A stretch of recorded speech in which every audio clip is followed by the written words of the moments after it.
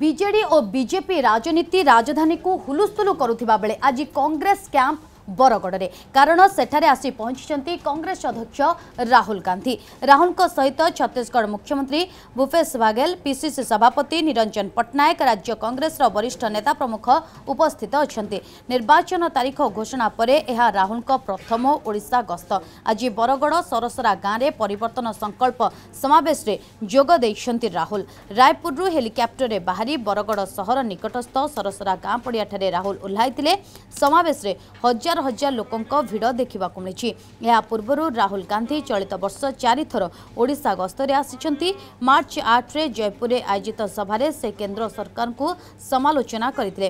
केंद्र नेतृत्वाधीन एनडीए सरकार परी चलित निर्वाचन में राहुल को फोकस रे ओडिशा रही। तेबे राहुल निर्वाचन समय आसुथिबारु कांग्रेस कर्मी उत्साहित अछन्ति। से जबिति अन्न क्रॉप करि परिबे, अन्न क्रॉप कला परे मध्य सबु अंचल रे कोल्ड स्टोरेज तैयारी हबो, जेबि तार उत्पादित पदार्थ को ता भितर से रखी पारिबे। आपण जानते ये सरकार बीजेपी सरकार भाई भाई से सला सुतराई महानदी रे सोई रहिले। महानदी किसी समस्या सृष्टि हला ताको समाधान करिया पई मध्य उद्यम करे नै। मु आज धन्यवाद दउची हमर पड़ोसी मुख्यमंत्री को बघेल साहब को। टीएस सिंह मंत्री आसते सी कहते जे दुई राज्य बसी यार आपस समाधान कर कौन प्रकार चंद नहीं। से ओडावासी तरफ मुख्यमंत्री महाशय को धन्यवाद जनाऊँगी। बंधुगण आप जानते बरगढ़ कौन थी। बरगढ़ चाषी बरगढ़ में कांग्रेस सरकार तले कि कार्यक्रम करते सीमेंट प्लांट को 172 कोटी बिकिदे जोटा कि कांग्रेस सरकार करथिले। चीनी कल गला, सूता कल गला, बुणा कल गला, जेते कांग्रेस टाइम रे शिल्प प्रतिष्ठा करी ए अंचल युवक मान को कर्म नियुक्ति व्यवस्था करा जाइतला। आज सबू बंद नले बिक्री। किंतु कांग्रेस शुणिथे राहुल जी डिक्लेयर करिसंती आज ओडिशा रे 60 लाख युवक ओडिशा बाहर जाइकी पियोन, चपरासी, होटेल बॉय, सिक्यूरिटी काम करचंती। 85 लाख युवक आज रास्ता रे ठिया होती कर्म नियुक्ति ना। से सी कहते जे बेकार युवक हेले भत्ता दिज्व जे पर्यंत सी चाकरी पाई ना। आमे कहूँ जे प्रत्येक परिवार रु सरकारी हो बेसरकारी हो जड़े युवक को कर्म नियुक्ति दिज्व। आहरी काली आपण शुणिथे राहुल गांधी कहते जे सरकारी चाकरी रे महिला मानू 33% ये जुगांतकारी निष्पत्ति। युवक मान को मिनिमम जो गारंटी दि जाए गोटे जुगांतकारी निष्पत्ति। आज महिला मान 33% जो रिजर्वेशन हम सरकारी चाकरी ये गोटे जुगांतकारी निष्पत्ति।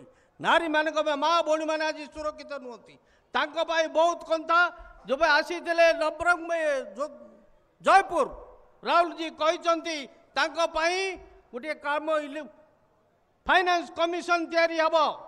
फाइनेंस कमिशन तैयारी हब जहाँफल कि महिला मानकर अर्थनैतिक विकास संभवपर हो पार। सबू झील इंजीनियरिंग पढ़ु, डाक्तरी पढ़ु, जो पाठ पढ़ु तांकु सरकारी कॉलेज रे फ्री रे एजुकेशन दिज्व। तांकर सुरक्षा पाई मध्य कर्म नियुक्ति दिज्व। आम एसएचजी ग्रुप रो जो पुराना केस अच्छी माँ भौणी मैंने पैसा दे पारुना से ऋण छाड़ करा एवं ना कौन प्रकार केस प्रस्तावित हो पार। बंधुगण आपण जानते भारत वर्षर बरगढ़ हूँ द्वितीय स्थान जो थे कि कैंसर बेसी होची। आमे ए प्रतिश्रुति दवाई चाहूँ जदि से सुपर स्पेशलिस्ट हॉस्पिटल ए बरगढ़ अंचल में निश्चित भाव में सृष्टि करा तब सिकली सेल ए अंचल में बहुत प्रबल भाव देखा जाए।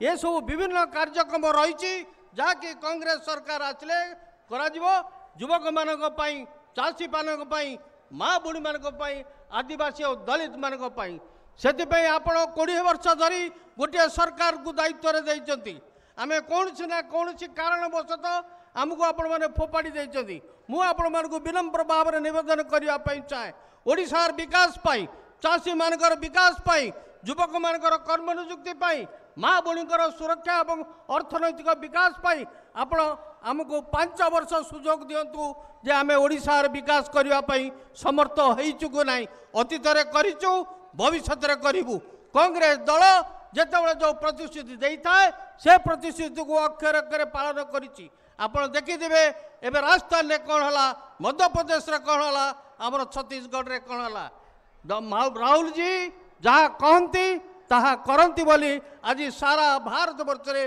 गोटे विश्वास सृष्टि होची आसंतु आमे समस्ते सही विश्वास रे आगे जीवा धन्यवाद नमस्कार।